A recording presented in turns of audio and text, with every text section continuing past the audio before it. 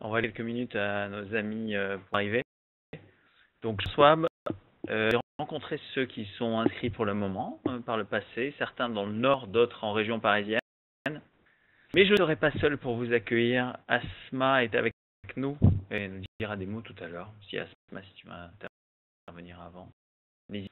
Donc, l'objectif d'aujourd'hui, c'est de parler d'interopérabilité MXF et je serai ravi de compter sur mes camarades allemands qui devraient se joindre à nous dans peu de temps, mes camarades de CubeTech qui travaillent sur l'interop MXF depuis quelques temps. Et je parle le chat de Raphaël. Raphaël, pas de webcam, il n'y a pas de problème. Et Tom qui se trouve en Allemagne. Donc on va je suis de votre côté. En fait, sa vidéo. Si vous pouviez nous faire un petit... Donc Raphaël, tu m'entends, super. Un petit OK de nos autres amis qui sont connectés, qui sont avec nous. Donc, si vous voyez bien et vous m'entendez bien, ce serait formidable. OK sur le chat. Donc la petite boîte qui se trouve en dessous. Vous pouvez l'envoyer à moi qui suis François, l'organisateur. Ça sera très bien. 16h58, on va attaquer dans 2 minutes notre session dispétante.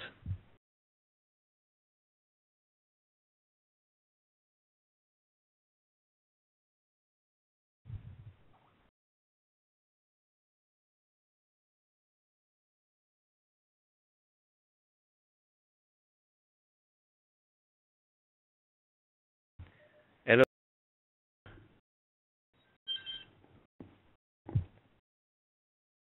Waving at me.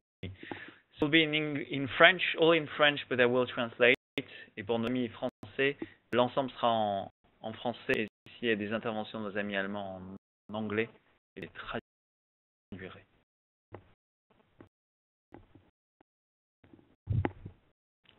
Alors, secondes retardataires. Ils sont pas encore retardataires, mais bon. On va attaquer à l'heure pour donc session très courte aujourd'hui. De faire un point sur toutes les questions d'interop ou des questions d'interop sur vaste, plus de 15 ans. Moi personnellement je travaille sur le sujet. Donc il y a pas mal de choses.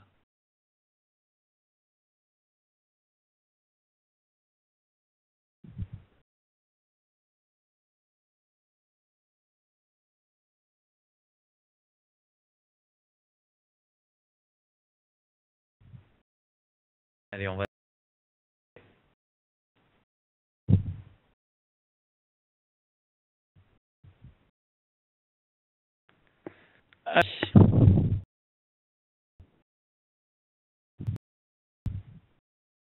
Bonjour, je m'appelle François de la société Mesclado. Je suis accompagné par ma collègue Asma Djenani qui sera à nous dans quelques minutes pour montrer des choses qu'elle a pu réaliser, qu'elle a pu mettre en place.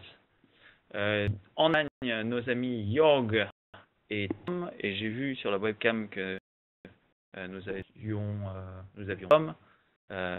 Hello Tom, we'll be delighted to hear you or see you a bit later on. Donc encore cela sera amené en français pour l'essentiel. Donc du jour, nous allons démarrer par les questions d'interopérabilité. Donc une vue très synthétique sur le format, ce qui fait le succès ou parfois même les échecs de cet interop. De la vraie vie, la pratique, les usages, les applications. Donc, nous verrons ce que l'on peut faire à l'aide des PAD, toutes les questions d'archives et les questions de sécurité qui sont de plus en plus fréquentes. Donc nous aurons quelques minutes. Troisième point, nous conclurons avec la partie implémentation. Asma nous fera une démo d'un des outils que nous avons retenus et on est ravi d'échanger avec vous sur le sujet. Continuer sur notre lancée. Et je vous dis continuer sur le lancer. Vous voyez, on a mis la planche de skate.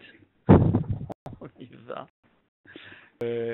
Asma me dit qu'il y a un petit écho, alors j'espère que c'est pas trop déplaisant.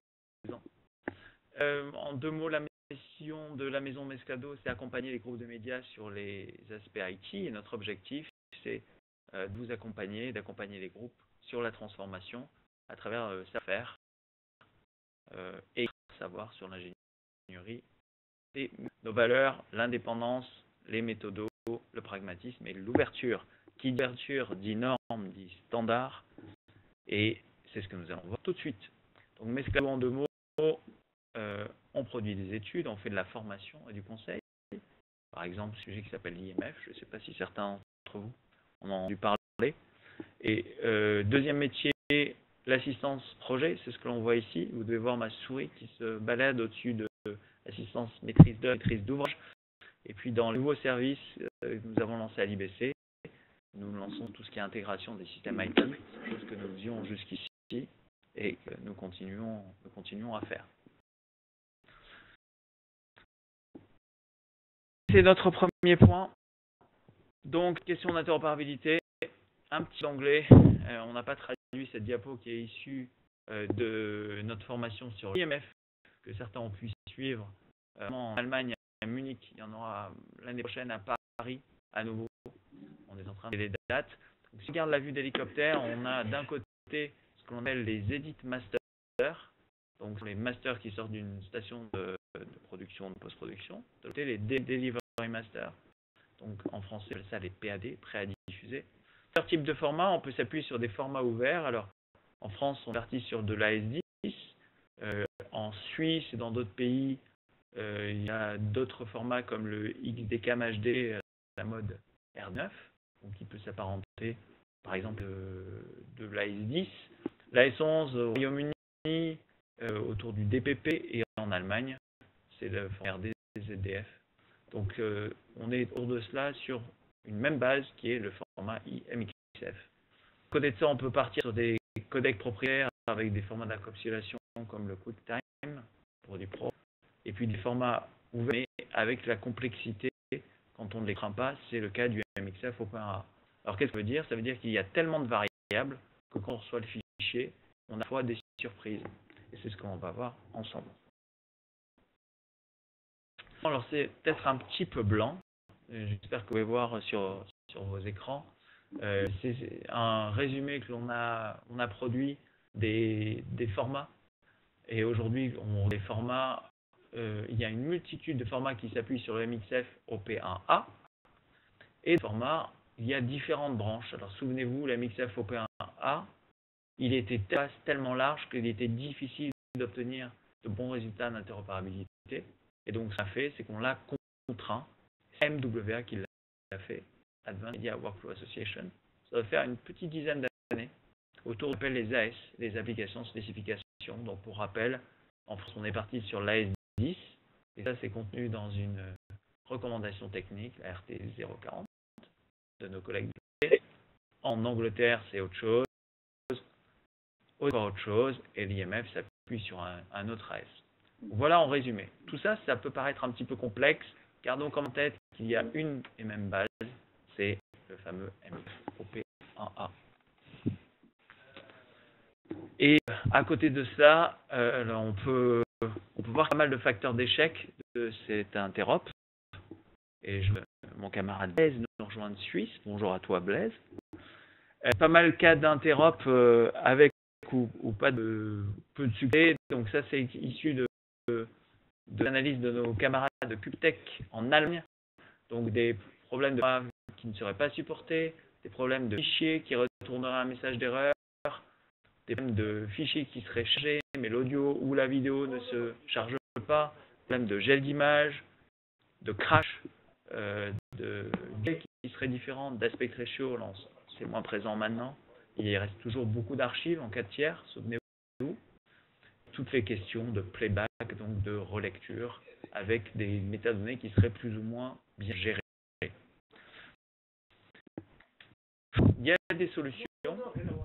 Alors, on a utilisé ce terme un petit peu vulgaire qui est de plomber le workflow. Vous voyez ce que je veux dire par plomber le workflow? Ça veut dire ralentir le workflow, ça veut dire avoir des workflows plus complexes. Et donc, nous, ce qui nous a c'était de trouver des solutions pour assurer plus d'interopérabilité et sans forcément ralentir le workflow. Donc, 3 écoles. Comment l'école du haut? Alors, moi, j'ai eu la chance de démarrer sur du QC fichier il y a quelques années, et début des années 2000, on va dire. Et ces logiciels de QC fichier, maintenant, ils n'existent pas mal. Ils nécessitent des années d'ajustement, de know-how, pas mal d'expérience pour les faire tourner. Et parfois, les erreurs détectées se soldent par un échec. Je m'explique. Je sais que le fichier n'est pas bon, et la seule chose que je puisse faire, c'est soit aller le bidouiller, entre guillemets, soit envoyer à son expéditeur. Et pour moi, c'est une grosse perte de temps. Donc le QC aujourd'hui, de base, j'analyse, mais je ne peux pas y faire grand-chose. Je me vérifie que c'est jouable. Je vais recréer un fichier MXF. Donc parfois, on retrouve ce cas de figure dans certaines installations où les gens ont décidé de désencapsuler et réencapsuler. Donc en gros, on enlève tout ce qui est audio, vidéo, données, donc les essences de cette encapsulation MXF, et on ajoute à une nouvelle encapsulation MXF qui, elle, on sait, fonctionne bien. Alors ça présente un inconvénient, c'est lent et parfois risqué parce qu'on peut des métadonnées au passage. On a des encapsulés, on a réencapsulé, on n'est pas garanti que tout ce qui est métadonnées associées soit vraiment réappliqué. De possibilité, je choisis de totalement transcoder le fichier. Alors je suis sûr qu'il n'y a pas de problème de virus qui se serait glissé dans le fichier, mais on rajoute encore une fois des lenteurs et des problèmes potentiels de qualité vidéo. Une génération de décodage et recodage. Donc c'est non plus idéal. L'école que nous avons découvert il y a quelques temps, il s'agit de l'école des ajustements du MXF des fichiers. On accompagne un outil de QC fichier d'un outil qui permet d'aller légaliser le signal et corriger une certaine partie des erreurs sans retirer le workflow. Donc il y a moins de livraison et d'intervention manuelle, et c'est l'option que l'on préconise côté Mesclado. Donc c'est l'option CubeTech avec son outil légaliseur. Alors Asma vient de me dire dans mon oreillette, non je plaisante, un petit bruit de fond, j'espère que c'est pas très dérangeant chez vous. Donc, pas plomber le workflow, il y a une possibilité, c'est d'aller modifier les fichiers. Donc, on va vous présenter 3 cas d'usage. Le cas d'usage, c'est tranche de PAD fichier. Donc, on démarre le workflow sur la partie gauche. PGM, c'est un programme qui rendrait en MXF, qui est cet outil logiciel qu'on appelle légaliseur. 3 possibilités, le fichier est détecté comme étant valable. Donc, encore une fois, ça peut être accompagné d'un petit QC actuel. On a à la suite de ça une vérification manuelle. Alors ça dépend des utilisateurs, des sociétés, des groupes de médias et même parfois chaînes. Si on a une erreur ou on a un warning, l'outil va essayer de corriger dans les métadonnées la nature du fichier ce qu'il peut. Soit il arrive, il retourne un feu vert ou un feu orange, c'est ce qu'Asma va nous montrer. Et donc, on passe dans cette étape de livraison vers la diffusion, soit il y a une erreur vraiment dramatique, et donc dans ce cas, il y a besoin d'étudier le fichier de manière très détaillée. Donc c'est le cas et c'est ce qui est utilisé aujourd'hui sur systèmes tels que ProSieben. Alors la solution CubeTech Legalizer, très utilisée en Allemagne. Et donc ProSign, on pourrait comparer à un des grands groupes de médias privés français tels que M6 ou TF1. Eux sont des gros utilisateurs, et dès qu'un fichier PAD rentre dans leur factory, dans leur environnement, il passe par cet outil. Donc, un cas d'usage, alors très synthétique, archive, et cette archive elle est composée de fichiers en MXF ou pourquoi pas en QuickTime, et on va demander à Legalizer de prendre les fichiers de l'archive et de les modifier pour s'assurer qu'on obtient une archive normalisée. Donc ça a plusieurs avantages. Le premier, c'est qu'on sait exactement ce qu'on a dans notre archive et donc on la pérennise. Et le deuxième avantage que l'on peut avoir, c'est moins de soucis d'interopérabilité avec des outils de montage, de post-production ou même de diffusion. On sait ce qu'on va obtenir. Ça peut être une solution idéale quand on fait une mission d'archive pour s'assurer de ce qu'on a derrière. Donc c'est le deuxième cas d'usage et utiliser la WR qui est la plus grosse chaîne de la RD en Allemagne. Donc de mémoire, la W c'est 2000 salariés. Ça commence à être une belle chaîne publique allemande et eux ont utilisé cela pour aller retravailler et retraiter l'ensemble de l'effet. Troisième cas d'usage, un beau schéma d'ASMA. Ça concerne la sécurisation des échanges et des contenus. Donc on voit sur la partie gauche des détenteurs de droits, des post-production qui livrent des contenus vers un firewall dans une DMZ, donc un réseau visible ailleurs dans une boîte de le layer, lui, va faire le pont entre cette boîte de réception qui se trouve dans ce réseau-là et un stockage de production. On pourrait, par exemple, un stockage de type à vide, notamment. Donc le laser, première étape, il va expurer un certain nombre de contenus pour envoyer vers un antivirus, donc l'antivirus de votre choix. Donc là, on l'a noté. On a extrait une partie des essences pour que le fichier soit plus léger. Et donc, il y a MXF qui est faite derrière. Du processus, le légaliseur va renvoyer les données corrigées soit vers une zone de quarantaine, vers le stockage de production directement. Voilà le processus tel qu'il est aujourd'hui. Ça présente plusieurs avantages. Cet antivirus, on aurait bien sûr le loisir de l'utiliser sauf qu'à 22,5 gigaoctets par heure de contenu XDCAM-HD. 22,5 gigaoctets par heure, ça fait beaucoup. Et leur antivirus, il y passe pas mal de temps. Des difficultés. Donc, est-ce qu'il y a une question à ce stade? Si vous pouvez utiliser le chat qui se trouve sur votre petite interface Cisco WebEx pour la poser. On prend une question rapide. Si vous laissez la parole à Asma, qui va entrer dans la pratique ce que cela peut donner. Allez, on enchaîne. Implémentation, la pratique, la vraie vie. L'outil MXF Legalizer, il travaille à 3 niveaux. Donc le niveau encapsulation, donc c'est la couche fichier. Donc il va aller regarder les erreurs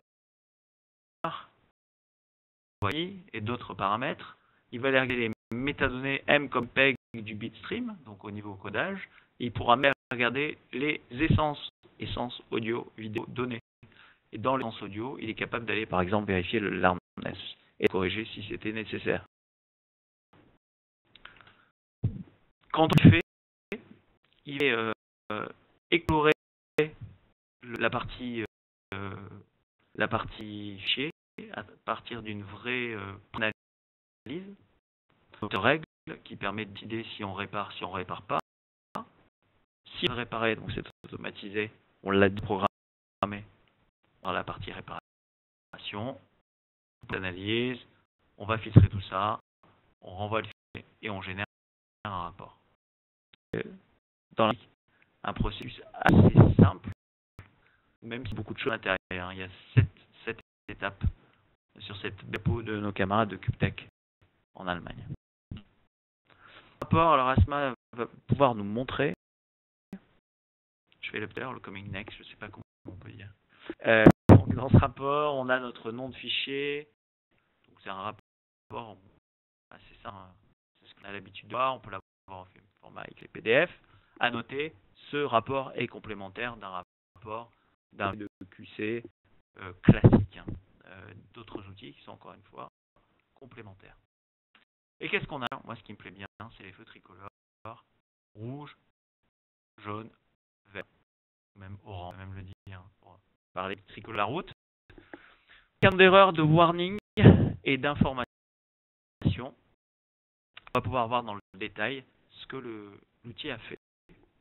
À s'être trop parlé, déjà, il est 17h16.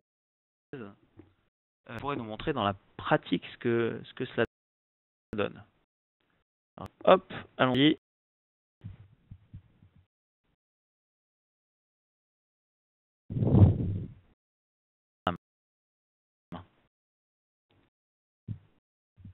bon.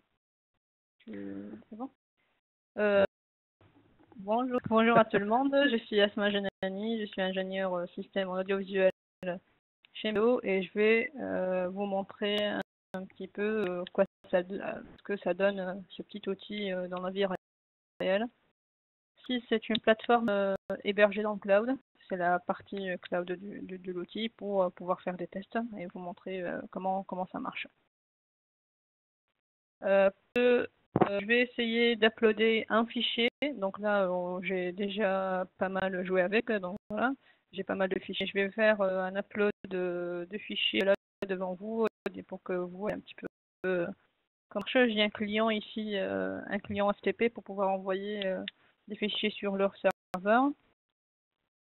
Je vais faire l'upload en attendant. Si jamais ça prend temps, on perd pas de temps.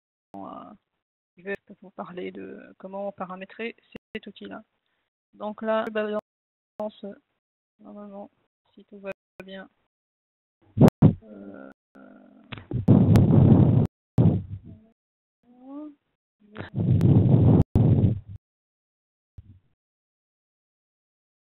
Donc pas l'autre. Ouais. Donc comment uploader et en attendant, je vais vous expliquer un petit peu, vous montrer l'interface, comment ça marche.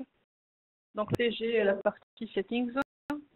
Le but de l'outil, c'est comme a dit François, il commence à analyser sur 3 parties.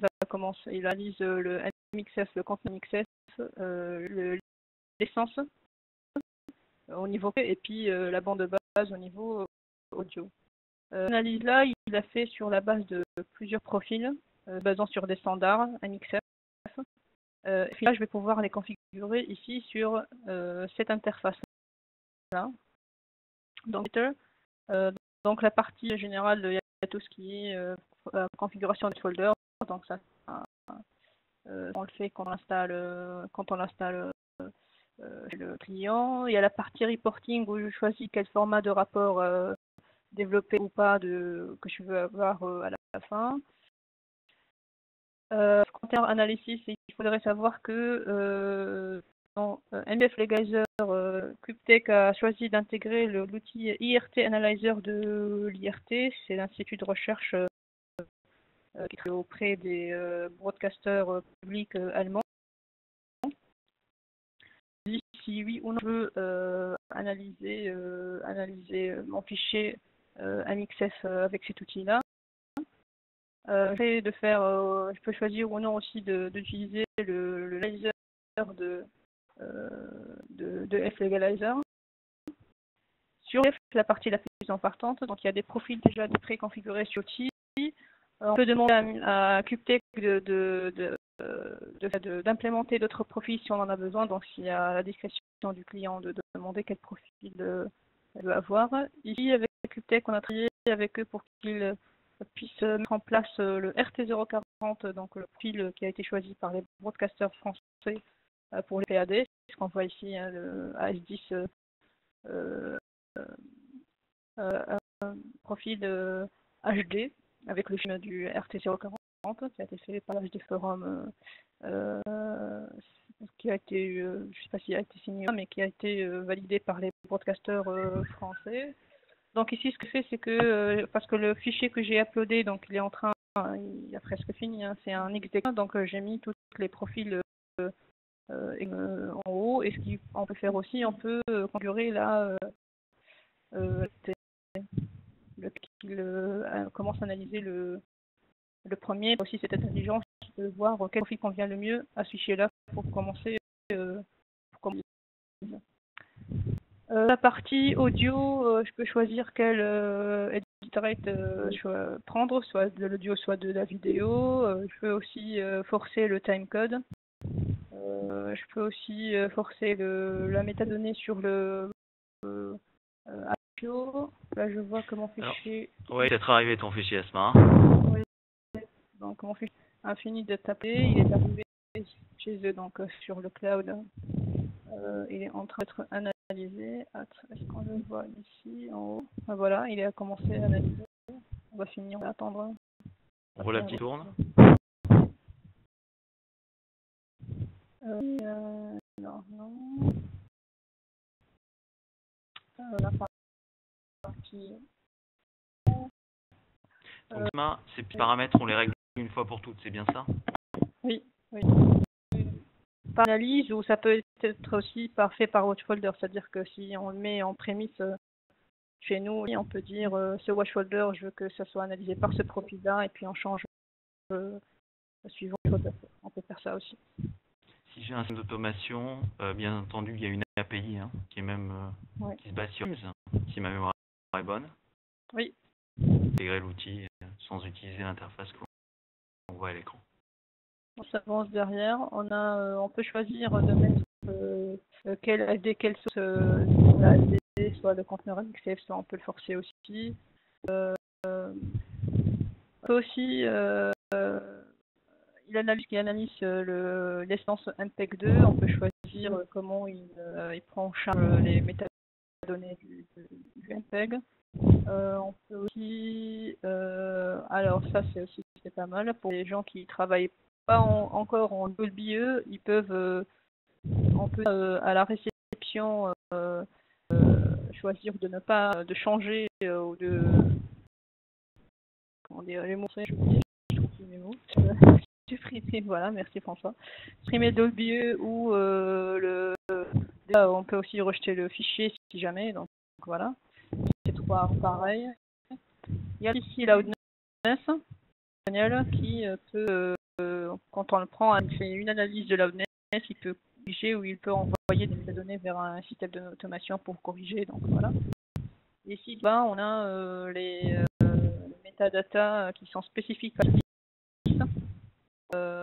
donc soit on peut tu les prends du conteneur MXF ou tu mets rien ou tu forces les métadonnées en bas. Sur le point des essences audio, je vois que ton analyse est presque terminée. Il y a également un module optionnel qui permet de détecter la langue. Et ça peut avoir un intérêt pour un système d'automation, s'assurer qu'on attend bien du français sur la première paire, de l'anglais sur la deuxième. Le système a cette intelligence-là également. Oui, effectivement. Donc après, on a tout ce qui est configuration de watchfolder, mais ça vient compte à la configuration de l'outil. Alors bien ici, c'est que ça te permet tout de suite, il y a deux choses en fait, ça te permet déjà de voir où est le problème. Oh, donc ça a fini. C'est pas quand tu dis où est le problème, est-ce que tu peux nous montrer le tricolore? Oui, c'est ça ce que j'allais dire. Effectivement, en fait, ça de voir si tu as un problème sur le conteneur, ça va être le premier feu qui va être soit rouge, soit jaune, soit vert.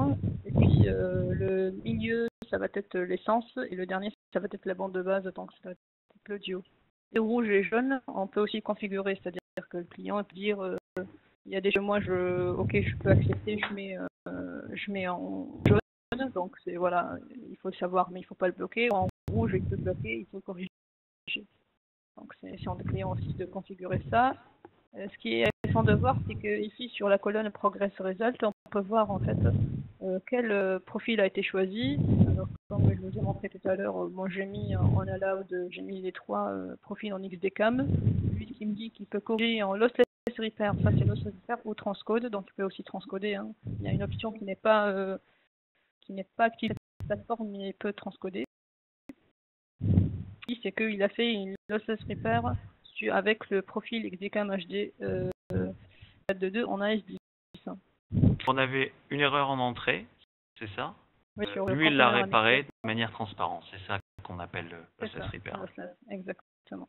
Et puis il touche pas à l'essence, il prend les métadatas, il crée un nouveau fichier en fait. Il réencapsule l'essence avec les métadonnées corrigées en quelque sorte. Alors le résultat, quand j'ai cliqué sur les feux ici. Côté H, je peux avoir les deux catégories. File info, c'est toutes les informations entre l'input et l'output du MXF et du la bande de base audio. Et tout ce qui est ici, c'est tous les résultats de l'analyse en fait, pour avoir plus d'informations. Le plus important, qui est assez incroyable, moi je trouve, il te montre en date il a changé dans le fichier. Donc je lui envoie un nouveau fichier qui est fait par CupTech Internal. Donc ça c'est l'outil, c'est il te montre là où il a changé des choses. Ici j'ai choisi de ne pas faire, pas mettre l'AFD parce que voilà, par exemple on peut se dire que le broadcaster ne va de l'AFD dans ses serveurs. C'est pas... Et on voit que voilà, il manquait toutes les informations du GOP. Il a rempli, il a fait l'analyse, il a rempli. Ici, parce qu'il a choisi le ISBIS, donc on a un audio où il a comblé un petit peu le vide. Donc il y a le métadata sur une piste, donc il a rempli sur les 8 pistes. Et on peut voir ici sur la partie de base. En fait, Asma, il reste 3 minutes ou même 2 minutes. Est-ce que vous nous montrer justement où se trouvait l'erreur dans la partie rapport? Dans la part, on peut voir par exemple sur le MXF Container, là on va avoir l'analyse de l'IRT analyseur, là où il peut dire par exemple sur le il y a eu voilà, il te dit sur l'audio, il y a eu un problème sur le channel count, donc c'est pas conforme au standard, c'est pour ça qu'il remplit avec les codes. Voilà. Dans un all catégorie, dans event, tu as tous les résultats d'analyse, soit faits par IRT, soit par l'essence analyseur de MXF soi-même. Voilà. Et après, tu peux et downloader le fichier aussi, avoir le fichier corrigé. Ce que je propose, c'est qu'on prenne une question, s'il y a une question rapide. Encore une fois, en utilisant le chat, c'est qu'il y a peut-être de plus ça. Je vais vous proposer qu'on conclue. Il peut y avoir des questions pour nos amis Tian Yo, qui sont la maison CupTech, qui est l'éditeur de cette excellente solution, présentée en Allemagne, pour les 3 applications. Donc, merci à que le fichier que tu as utilisé, c'est un fichier de la vraie vie, hein, c'est une pub. Oui.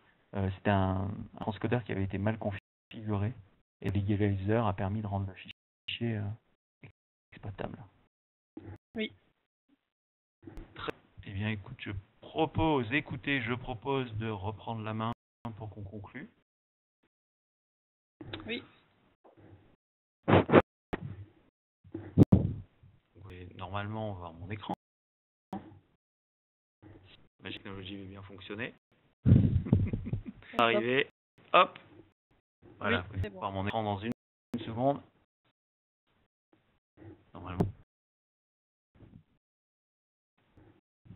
Allusion, donc en quelques mots, on a regardé très brièvement la partie interopérabilité. Donc action aux limites d'interopérabilité. On a contraint nos fichiers MXF, le format professionnel audiovisuel.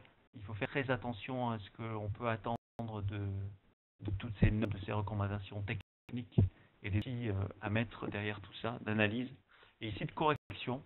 On a 3 cas d'usage au niveau de la correction. Donc, comment est-ce qu'on peut sécuriser l'interopérabilité et le port, donc à travers un antivirus par exemple, et que l'utilisation d'un antivirus pour vérifier tous les fichiers, ce n'est pas réaliste sans utiliser un outil comme celui-ci.